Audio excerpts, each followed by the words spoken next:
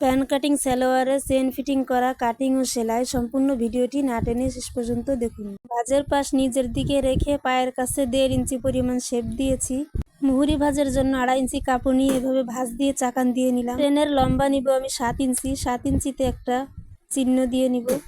Fitting body 35, কাপড়ের বহরে যা ছিল আমি হিপে সব কাপড় নিয়ে নিয়েছি। হাই নিয়েছি 14 ইঞ্চি প্লাস 2.5 ইঞ্চি, রাবার ঘাটের জন্য 2 ইঞ্চি, নিচের জন্য 1/2 ইঞ্চি।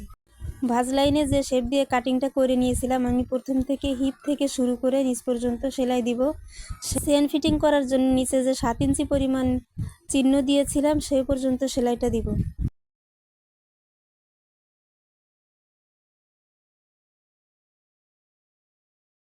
আমি চাপ সেলাই দিয়ে নিলাম। কাপড়টাকে উল্টা করে আমি এভাবে নখ দিয়ে ভাঁজ দিয়ে নিব।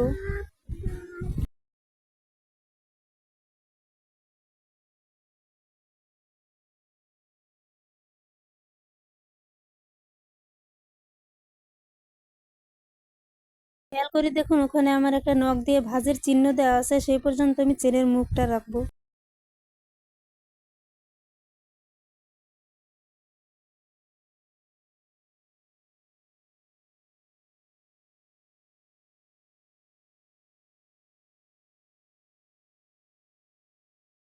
সালোয়ারের ঝুল 36, আমি সালোয়ারের কাপড় নিয়েছি রাবার ঘাটের জন্য 2 ইঞ্চি প্লাস পায়ের কাছে ভাঁজ দেওয়ার জন্য 2.5 ইঞ্চি।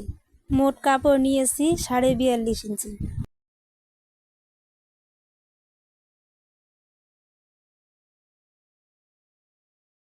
চেনের উপরে এখানে যে কাপড়টা সেলাই দিচ্ছি এটা 1/2 ইঞ্চি পরিমাণ দূরে রেখে সেলাইটা দিবেন, যাতে চেন খোলার সময় লাগানোর সময় না বাজে।